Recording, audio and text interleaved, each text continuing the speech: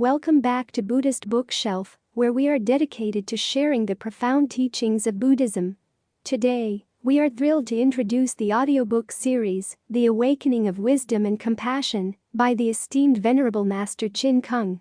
This 6-part series delves deep into the timeless wisdom and compassion that lie at the heart of Buddhism. Venerable Master Chin Kung's teachings provide invaluable insights into how wisdom and compassion can transform our lives and bring inner peace. If you haven't already, we encourage you to subscribe to our channel. By doing so, you become a part of our growing community committed to spreading the wonderful teachings of the Buddha. Your subscription allows us to continue sharing these invaluable lessons with the world. If you find this audiobook series inspiring, don't forget to hit the like button and share it with your friends and family. Together, we can help make the teachings of the Buddha accessible to every human being, fostering understanding, peace, and compassion across the globe. Thank you for joining us on this enlightening journey, and let's work together to illuminate the path of wisdom and compassion for all. This episode includes chapters 1 to 5. Chapter 1, Introduction. It is necessary for us to have correct understanding before practicing Buddhism, otherwise, all the time spent in cultivation will be futile, as the most superior result will not be attained. Therefore, I would like to briefly explain the true nature of Buddhism. Chinese history tells us that about 3,000 years ago, Buddha Shakyamuni, the founder of Buddhism, was born in northern India. He lived 79 years and dedicated 49 of them to teaching. In 67 AD, 1,000 years after he entered Nirvana, these teachings were formally introduced into China.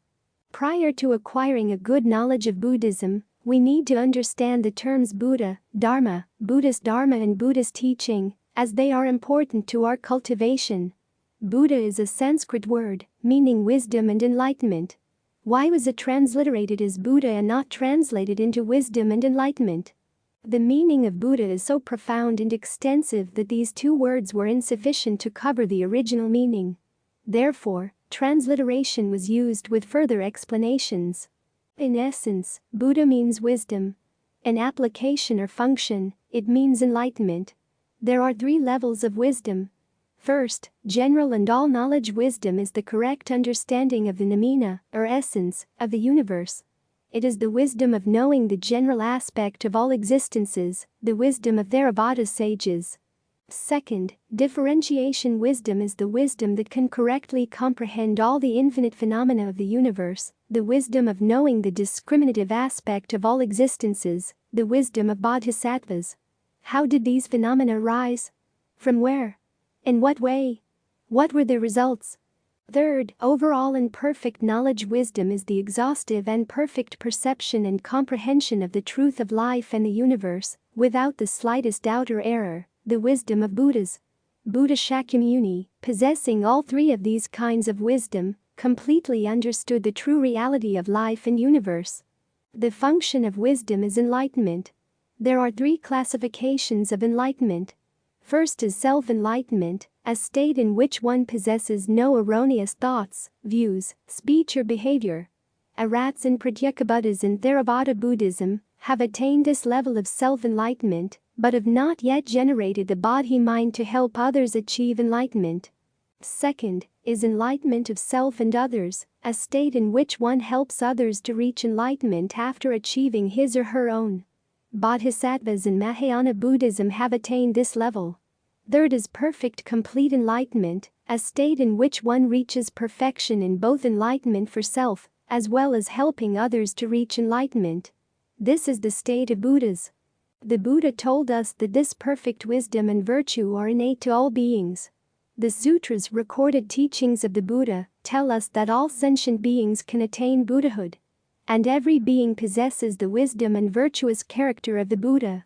In other words, all beings are equal to Buddhas in nature. However, due to our discriminatory and wandering thoughts and attachments, which are the root cause of all sufferings and disasters, we have temporarily lost our original Buddha nature. Thus, we continue being born into the endless cycle of birth and death. The more we rid ourselves of these wandering thoughts and attachments, the more we will experience freedom from suffering, and the more wisdom and enlightenment we will uncover. Once we completely free ourselves from discriminatory and wandering thoughts and attachments, our fixations to certain ideas or objects, we will regain our lost Buddhahood, our original perfect enlightened state, our self-nature Buddha. Possessing great wisdom and enlightenment enables us to truly know all that exists and all that is infinite. This includes matters and objects as tiny as a speck of dust or the finest hair on the human body, to those as great as the infinite universe. All of these are the objects of our perception, or wisdom and enlightenment. The Buddha used the word Dharma to symbolize all these infinite phenomena. Buddha's Dharma or principle is the infinite wisdom and enlightenment, the perception of all things and laws and life in the universe. Chinese people often say that Buddha's Dharma is as infinite as the object perceived is infinite, and the wisdom perceivable is infinite. This wisdom is innate to our self-nature. The Buddha said, "Our innate perception and the objects in the universe perceived are one, not two."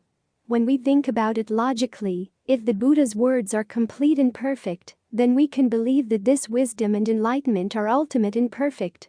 However, if perceived and perceivable are opposites, then wisdom can hardly be complete and perfect, but rather it is limited.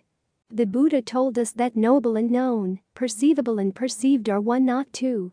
This is called the one true Dharma realm, the most genuine, perfect and highest realm as explained to us in the Flower Adornment Sutra. The Western Pure Land of the Pure Land School also belongs to and is not separate from the one true Dharma realm. This Western Pure Land was created by Buddha Amitabha as an ideal place of cultivation, as those who are born there are no longer subject to reincarnation within the 6 realms. In 1923, a well-known Buddhist scholar, Mr. Jing Wu Yang, gave a speech at Nanjing Normal University in China, entitled "Buddhism is neither a religion nor a philosophy, but the essential for our modern time." It caused considerable sensation. His well-documented speech gave much conclusive support to the proper definition and viewpoint of Buddhism. Chapter 2. What is Buddhism? This question arises in all those who wish to better understand it. Buddhism is a most virtuous and perfect education directed by the Buddha towards all sentient beings in the universe. This education covers a boundless range of phenomena and principles that is much broader than what is currently studied in modern universities. In regards to time, it encompasses the past, present and future. In regards to space, it encompasses everything from our daily lives to the infinite universe. Buddhism is an education of the wisdom and understanding of life in the universe. It is not a religion. The teachings of Confucius concerns one lifetime. The teachings of the Buddha cover infinite lifetimes. How can we tell that Buddhism is an education? Today, the terms teacher and student are only used in school. We call Buddha Shakyamuni, our original teacher, and call ourselves students, as did our predecessors in ancient China. This is unlike religions in which the god and his or her disciples do not have a teacher-student relationship, but rather a parent-child relationship.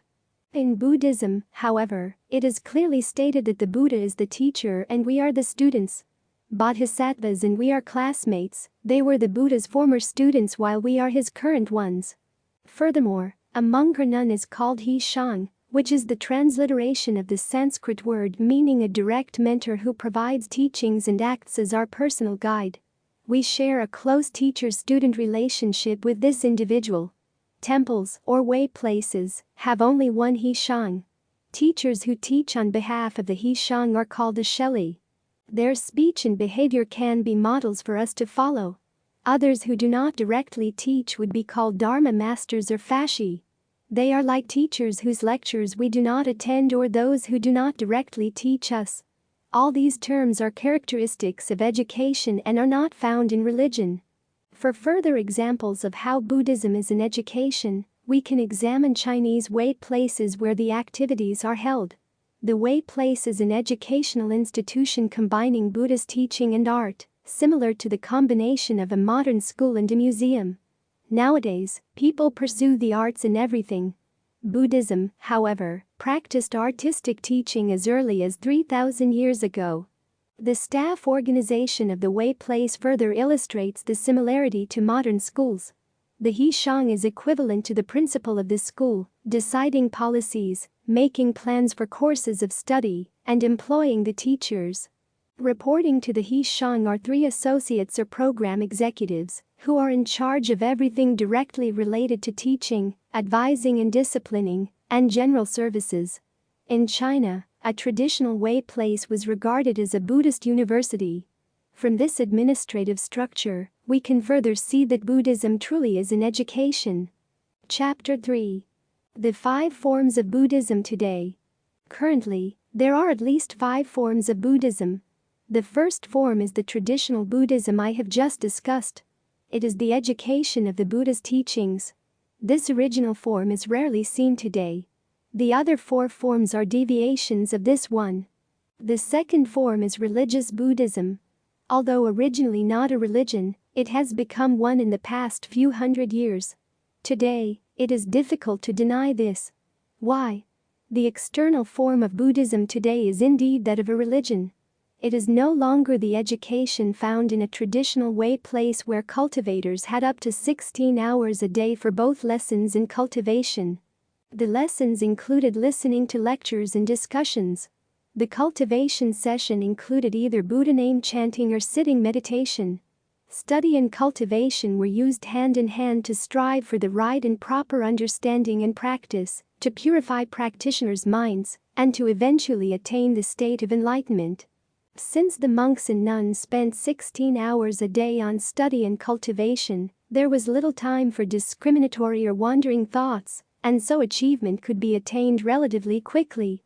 Unfortunately, this traditional form of Buddhism is seldom seen nowadays in Wei places, for many of them have become a place to make offerings, to pray for blessings, and to conduct memorial services. It is little wonder that people regard Buddhism as a religion. The third form is philosophical or academic Buddhism, often found as a course in college. This is inappropriate. Why? Buddhist education is a complete university in itself, including all branches of learning. But now it is reduced to merely a philosophical discipline. Regarding it as such, we miss the importance of the fact that the teachings are a necessity for all sentient beings. Why? Because these teachings can resolve all problems ranging from those in our current lives to those in the future, including even those of birth and death. Buddhism's scope is broad and profound, and regarding it as merely an academic field of study is frankly another deviation. These 2 forms cause no serious harm to society. Religions try to encourage people to be good. Philosophy strives to pursue truth and to gain knowledge. The fourth and most recent deviation is Buddhism as a show. It consists of a few hours of music, singing and dancing with a short talk in between. However, the fifth form is a deviation that has gone too far, that of the distortion of Buddhism into a cult. This deviated form has appeared in the last 30 to 40 years. The exploitation of Buddhism by evil cults has gone too far. In the name of Buddhism, they take advantage of the weaknesses of human nature, creating chaos by cheating and misleading people, endangering the safety of the public.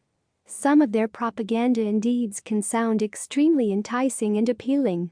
However, if we join their activities, which doom us to ruin, by the time we realize our mistake, the damage will have already been done. It will then be too late to regret.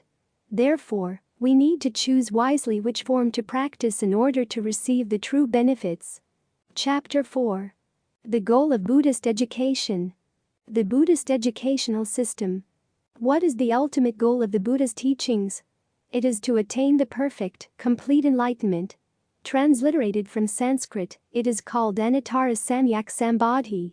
Out of respect, this phrase was maintained in its original form rather than translated. There are 3 stages within this enlightenment: proper enlightenment, equal and proper enlightenment, and perfect, complete enlightenment. The Buddha told us that although scientists, philosophers and religious scholars may have reached a good understanding about life and the universe, this realization is neither complete nor proper. Why? Although they have obtained some understanding, they are far from having freedom from anxiety, from ending their afflictions. They indulge themselves in the 5 poisons of greed, anger, ignorance, arrogance and doubt. They remain mired in all the troubles of human relationships and are swayed by personal feelings. In other words, they are human. If a person has severed greed, anger, ignorance, arrogance, doubt and afflictions, the Buddha will acknowledge this person as having attained the first level, that of proper enlightenment. He or she will be called an Arhat, the initial academic degree in Buddhism. Arhats differ from Buddhas in the way that they use their mind. They use it in the same manner we do. The difference is that we still have afflictions while Arhats do not. The next higher level of enlightenment is that of equal and proper enlightenment, represented by bodhisattvas. They resemble Buddhas in motivation, but have not yet reached the same level of enlightenment. The minds of bodhisattvas are genuine, they remain forever unchanged and are similar to those of Buddhas. Buddhas use the full and perfect true heart. Buddhas represent the highest level of enlightenment, which is the perfect complete enlightenment. In Buddhist classic literature, the perfect true mind of a Buddha was symbolized by a full moon. The mind of a bodhisattva was symbolized by a crescent moon, which was neither full nor perfect. And the mind of an Arhat was symbolized by moonlight reflected from the surface of water. It is not real. These three levels of enlightenment can be compared to our college educational system. The level or degree of Arhat is similar to earning an undergraduate degree. The level of bodhisattva is similar to earning a master's degree, and the level of Buddha is similar to earning a doctorate's degree.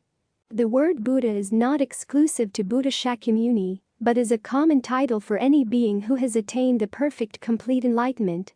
Thus, Buddha, Bodhisattva and Arhat are only names or titles to represent the levels of enlightenment or a degree we receive in Buddhism. And they are most certainly not deities to be worshipped. So, a Buddha is one who has fully comprehended the truth of life in the universe and acquired the ultimate and perfect wisdom. This is also the goal of Buddhist education, to enable beings to attain the same level of wisdom. Therefore, Buddhism is an education of wisdom. The objectives of the Buddha's teachings. The principle of Buddhism is to break through all superstitions and delusions. It is to resolve delusion to attain happiness and enlightenment, to eliminate suffering to gain serenity and purity of mind. What is delusion? When we do not thoroughly and properly understand the phenomenon around us, we tend to be deluded and to have wrong ideas, which lead us to make mistakes. Then we suffer ill consequences as a result.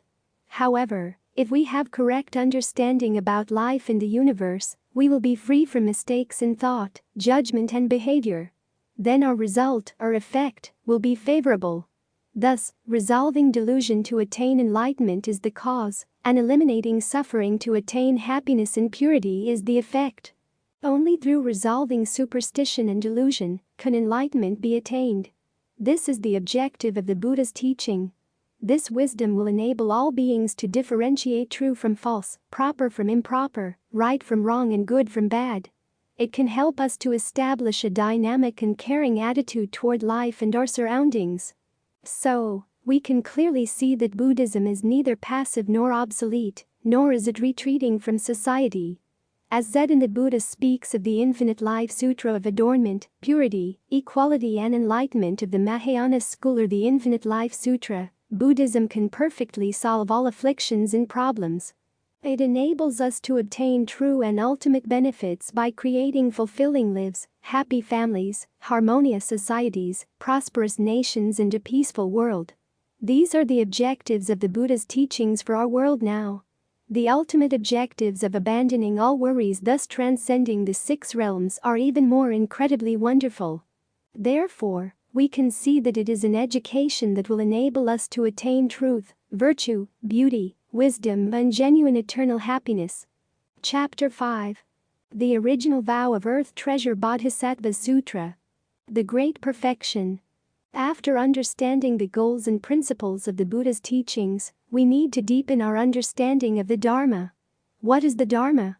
It is the true reality of life in the universe, all the teachings of the Buddhas, which are included in sutras. These ancient textbooks documented all of the Buddha's teachings and were recorded by his students. The most basic one of Mahayana Buddhism is the Original Vow of Earth Treasure Bodhisattva Sutra. It can be regarded as a textbook for first-grade students, within which the truth was clearly explained, not with spoken language, but with emissions of light.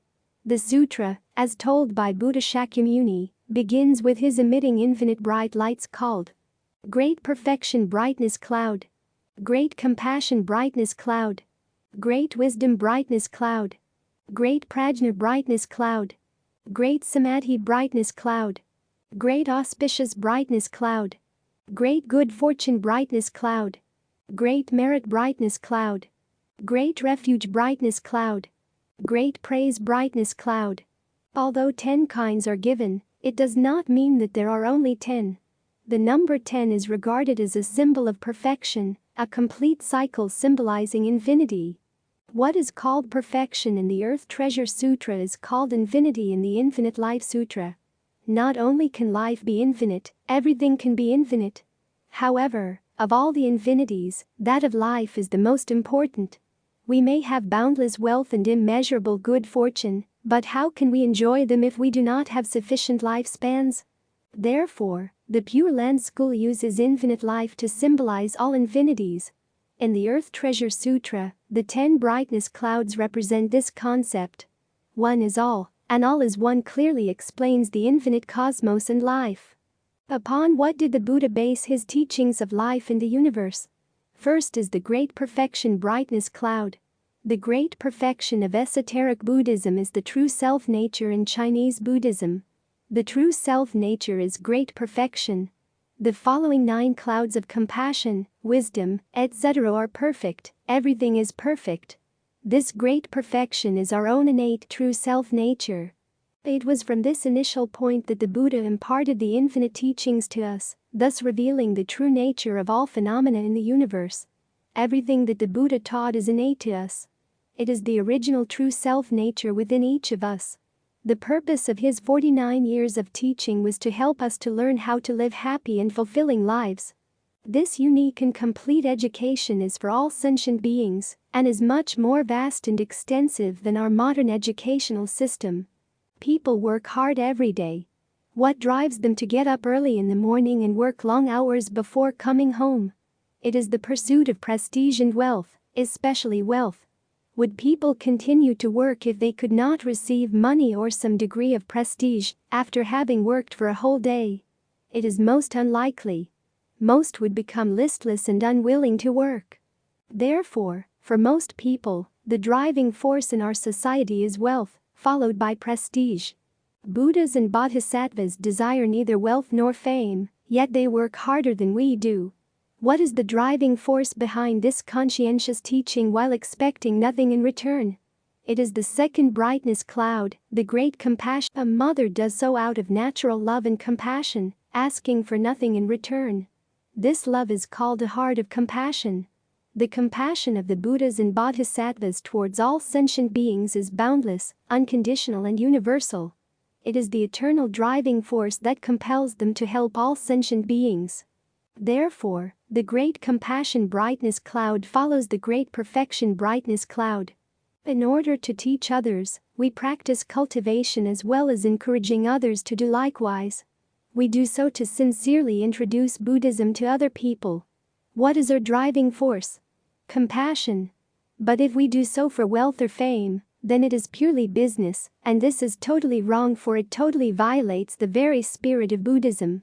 In fact, the circulation of the teachings, including sutras and reference works, should be unconditional. Copyrighted materials do not accord with the true spirit of Buddhism. Every time I am presented with a Buddhist book, I first check for the copyright page. If it says this book is protected by copyright, any unauthorized printing of this book shall lead to punishment, I will not read the book. If asked why I do not want to read it, my answer is that any true and good knowledge should benefit others unconditionally, and that reprinting should be allowed. It would be a waste of time and energy to read copyrighted books. Only the writings of those who are broad-minded and kind-hearted and who sincerely practice what they teach deserve to be read and studied. How can we expect a narrow-minded profit-seeking person to write good things and conclude them with the great perfection? Compassion is built on rationale and is free of emotions. To be otherwise, it is delusion and therefore is wrong. There are two Buddhist sayings: compassion is the essence, accommodating means are the way to guide people with different capacities. The other seemingly says the complete opposite: unwise compassion often incurs misfortunes and accommodating. The reason behind this apparent contradiction is that if we ignore rationality and instead yield to emotion, compassion then often results in misfortune, while doing favors for someone gives rise to immorality. Hence, this is followed by the great wisdom brightness cloud, the third of the 10 great perfections. Perfect wisdom gives rise to perfect compassion. Wisdom is the method of convenience. Only by wisely utilizing various methods of wisdom and compassion can we help sentient beings be enlightened and freed from sufferings. The next brightness cloud is the great prajna, intuitive wisdom, brightness cloud. What is the difference between intuitive wisdom and wisdom? The Great Wisdom Sutra states, prajna innocence, knowing everything. It is intuitive wisdom without knowing and yet knowing everything. Without knowing is intuitive wisdom, knowing everything is wisdom. In other words, one is essence and the other is function. From a different perspective, wisdom is the knowledge of things and the realization of truth. Intuitive wisdom, our original wisdom, is that which can free people from worries and afflictions. Acquired wisdom is that which can interpret all phenomena in the universe. It arises from the original wisdom. If we cannot completely attain the great perfection of the universe, how can we teach about it to others? When worries are completely eradicated and ignorance dispelled, we can attain our own great perfection and restore our original ability. From that point on, we are in a state of total awareness and capable of doing everything. We are omniscient and omnipotent. The brightness clouds of wisdom and intuitive wisdom contain profound meanings and are the perfect complete wisdom. How do we attain wisdom? It is innate to our self-nature, but it is now covered. Where is it? The Buddha told us that it is not permanently lost, just temporarily lost. When we reach enlightenment, we can uncover this wisdom. Then how can we free ourselves from delusion and recover our original ability? One method taught by Buddha Shakyamuni is deep concentration, which is also called the Great Samadhi brightness cloud.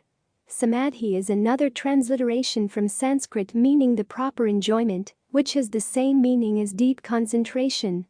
Buddhism emphasizes cultivation or correcting our thoughts and behavior.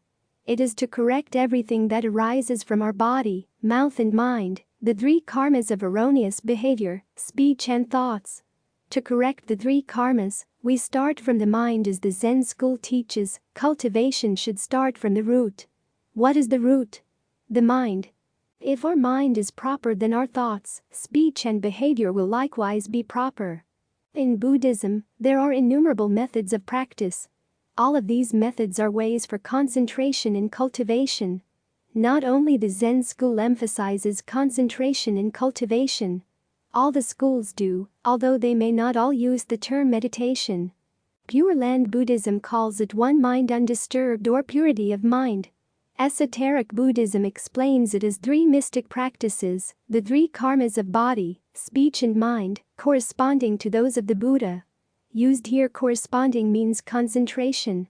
We can see that various schools emphasize the same principles. They simply use different terms to describe it. Therefore, since all led to the same goal, all methods are equal, and no one method is better than another. We can choose whichever method best fits our manner of living and level of achievement and understanding. The most important point is to concentrate on just one method. The more methods we try to follow, the more confused we will become. The more confused we are, the more difficult it is to succeed. This is very important, as samadhi or deep concentration is the key to success in our learning and cultivation. We explain these as the 3 learnings of precepts or self-discipline, deep concentration and wisdom. Self-discipline leads to deep concentration. From deep concentration arises wisdom. Therefore, intuitive wisdom arises from deep concentration. This deep concentration in our self-nature is called the Great Samadhi brightness cloud. Of the 10 brightness clouds, the first 5 explain fundamental principles, and the latter 5 explain the methods. The fundamental principles are the basis of Buddha Shakyamuni's teachings. The following are the 5 methods. First is the great auspicious brightness cloud. What does auspicious mean? For most of us, auspicious means to get what we deserve. If we obtain what we do not deserve, then it is not auspicious. The meaning of auspicious in Buddhism is much more profound. Throughout the universal existence, nothing is beyond our knowledge and experience. This is great auspiciousness. For example, when we are mindful of Buddha Amitabha and vow to be born into the Western Pure Land, we will attain birth into the Western Pure Land. If we vow to be born into the flower adornment world, we will attain the stage of awakening of Buddha Vairocana. This is the original meaning of auspicious. In our world, Buddha Shakyamuni taught different methods for different levels of understanding, and this is the utmost auspiciousness. First, the Buddha's teachings never contradict the true reality of life in the universe. Second, the Buddha always adapted his teachings to fit the audience's level of comprehension. His teachings would be a failure if they proved to be incomprehensible for the listeners, or if they were too simple and boring. Neither of these would be auspicious. Therefore, the appropriate teaching is most auspicious. The Buddha conveys all he wishes to. We hear all that we can understand and absorb. This is the utmost, the greatest and perfect auspiciousness. Nowadays, people pursue wealth, knowledge, health and long life. This is called good fortune. If the Buddha asks us to learn and practice Buddhism, but we do not receive what he said we would, then we will reject the teachings.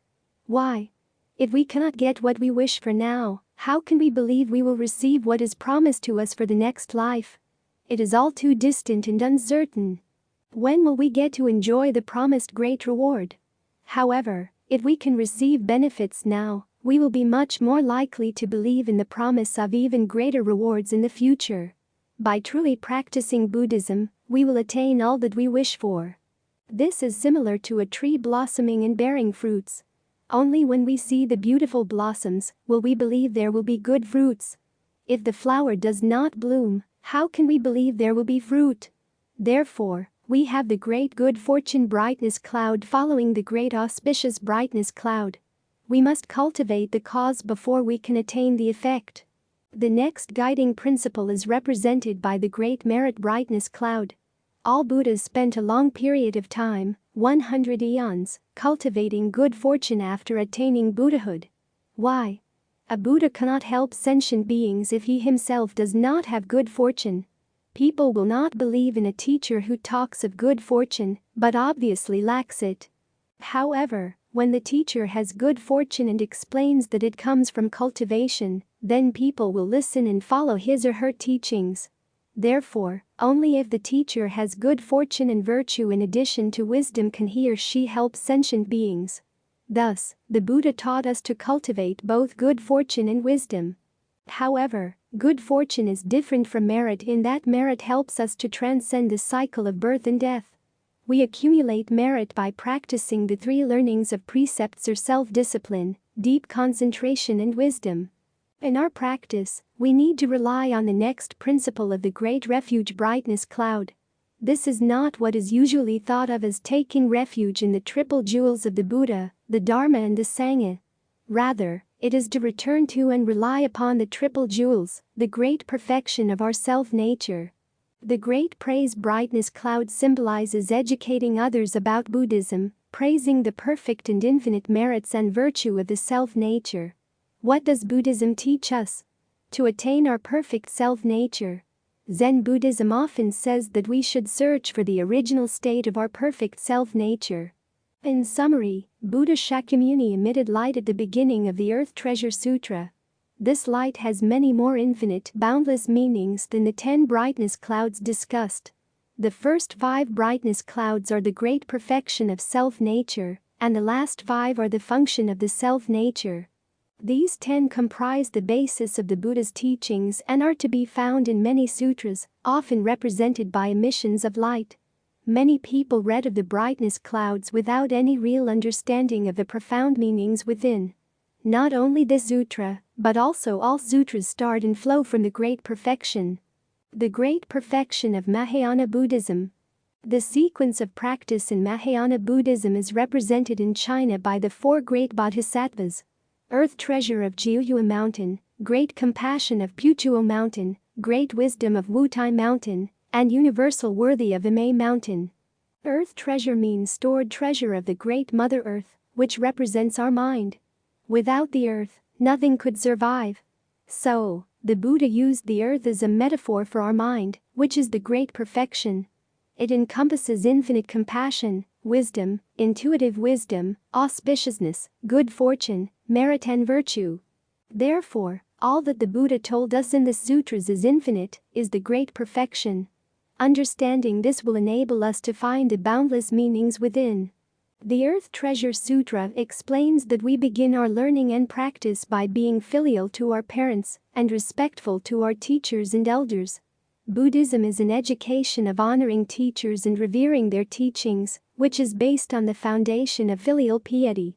How can we expect a person who is not filial to his or her parents to respect his or her A teacher, regardless of learning and capabilities, cannot impart knowledge to a student who does not respect or listen.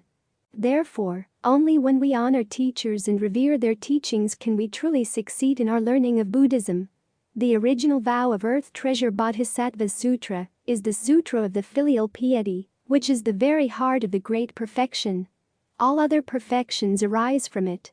From here, we extend this loving and caring for parents to respecting teachers and elders.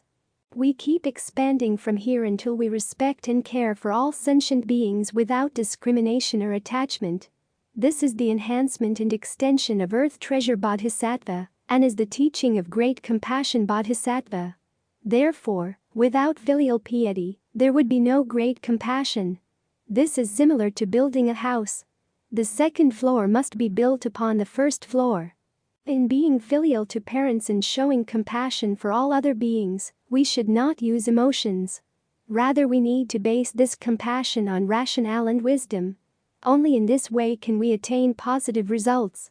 Next is Great Wisdom Bodhisattva, who symbolizes wisdom, and Universal Worthy Bodhisattva, who symbolizes the practice of filial piety, respect, compassion and wisdom in our daily lives. If we practice these principles when interacting with others, handling matters and objects, then we ourselves are Universal Worthy Bodhisattva. The teachings of Universal Worthy Bodhisattva are perfect. As the Flower Adornment Sutra tells us, we cannot attain Buddhahood if we do not follow this teaching. Why? This Bodhisattva is perfect in every thought, every vow and every deed. Without true wisdom, the great vow of Universal Worthy Bodhisattva cannot be fulfilled. These four great bodhisattvas exemplify this understanding and represent the perfection of Mahayana Buddhism. Therefore, from Earth Treasure Bodhisattva, we learn filial piety and respect. From Great Compassion Bodhisattva, we learn great compassion. From Great Wisdom Bodhisattva, we learn great wisdom. And from Universal Worthy Bodhisattva, we learn the great vows and conduct. This is the end of Chapter 1 to Chapter 5. A friendly reminder: your engagement through likes, shares, and subscriptions plays a pivotal role in disseminating these profound teachings, extending their reach to touch the lives of innumerable individuals in pursuit of enlightenment and inner tranquility. We sincerely thank you for embarking on this enlightening journey with us, united in our mission to make the profound teachings of the Buddha readily available to all who seek them. Buddhism's timeless wisdom carries the potential to illuminate minds and bring solace to countless souls. Your participation is not just an act of support for our channel, but a contribution to a broader cause: the dissemination of enlightenment, compassion, and peace. Together, we can bridge the gap between seekers and the invaluable teachings of the Buddha, breaking down barriers and making these teachings accessible to people from all walks of life. Every like, every share, and every subscription strengthens this bridge, fostering a world where the wisdom of the Buddha can bring solace, understanding, and harmony to an ever-widening audience. Your continued support is deeply appreciated, and we invite you to stay connected with us on this meaningful journey. Let's unite in our efforts to ensure that the radiant teachings of the Buddha touch the hearts and minds of all who yearn for them.